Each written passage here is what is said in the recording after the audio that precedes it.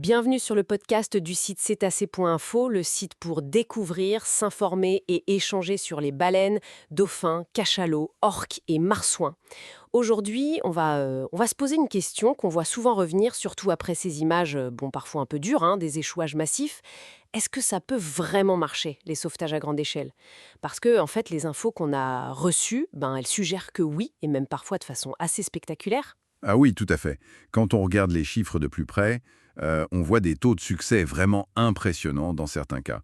Bon, c'est sûr, ces opérations sont hyper complexes, Hmm. mais elles montrent aussi une mobilisation, une volonté remarquable.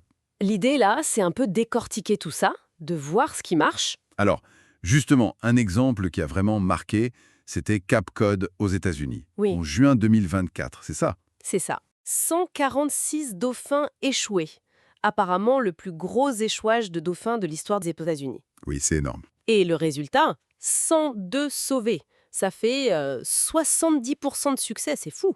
L'organisation IFAO a même dit qu'ils avaient épuisé leurs réserves tellement c'était colossal. Bah oui, c'est un cas assez emblématique.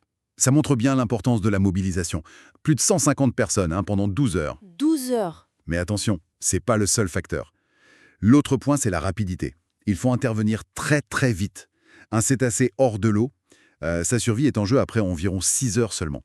Donc chaque minute compte pour les évaluer, les hydrater, préparer la remise à l'eau. Ah oui, 6 heures, c'est très court. C'est peut-être ça qui explique le succès en France, à l'île de Ré, en septembre 2024. Mhm. Là, c'était 16 grands dauphins sauvés sur 17, donc 94%. Et en 3 heures seulement. Exactement. Vitesse et mobilisation. On voit la même chose en Nouvelle-Zélande.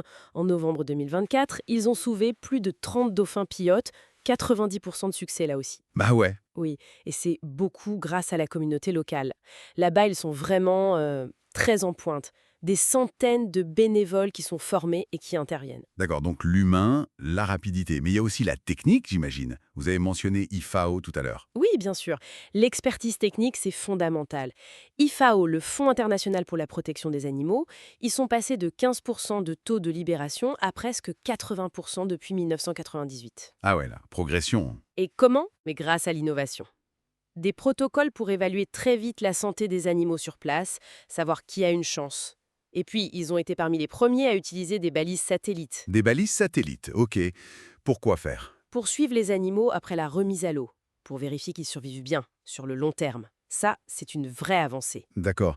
Et on a d'autres exemples de succès. Oh oui. Dunsporo, en Australie, avril 2024. 130 dauphins pilotes sauvés sur 160. Ça fait 81%.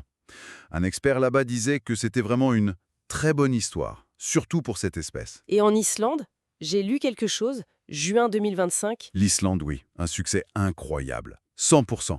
77 dauphins pilotes, tous sauvés. 100%. C'est dingue. Oui. Parfois, il faut le dire, la nature donne un coup de pouce. Une marée montante, par exemple, ça peut vraiment faciliter la remise à l'eau. On l'a vu en Écosse en 2024, avec une baleine à bosse, ou même à l'île de Ré dont on parlait. D'accord. Mais attention, il faut rester réaliste. Tous les échouages ne finissent pas aussi bien. Loin de là. Ah bon? Quels sont les obstacles? Mais parfois, c'est juste l'endroit. Une plage trop isolée, difficile d'accès. Le temps d'arriver, c'est trop tard. On l'a vu ça en Tasmanie en 2025. Hmm. La météo aussi, ça peut tout compliquer. Comme à Orkney en 2024. Et puis certaines espèces sont plus fragiles. Les dauphins pilotes, par exemple, avec leurs liens sociaux très forts. Oui. Le stress de la séparation peut être tel qu'ils essayent de revenir s'échouer, même après avoir été sauvés. C'est très compliqué. D'accord, je vois. C'est pas toujours simple. Mais malgré tout ça, on sent quand même qu'il y a des progrès, non? Le suivi satellite dont vous parliez, ça confirme que ça marche. Oui, oui, c'est ça qui est encourageant. Le suivi montre que beaucoup survivent, reprennent leur vie normale, leur migration. Et puis, il y a la formation de bénévoles. En Nouvelle-Zélande, par exemple, ils ont des cours spécifiques Marine Mammal Medic.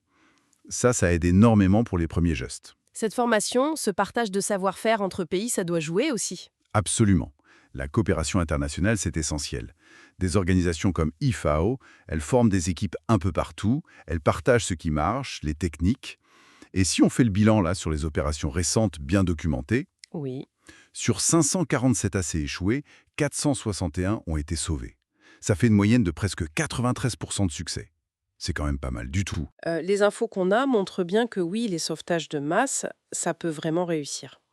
Les clés, si je comprends bien, c'est intervenir vite, une grosse mobilisation des gens pros ou bénévoles, de la technique, et puis bon, parfois un peu de chance avec les conditions naturelles. C'est une excellente synthèse, oui. Et on peut être optimiste. Les avancées techniques, ce partage d'expertise qui grandit, tout ça laisse espérer qu'on va encore améliorer ces chiffres.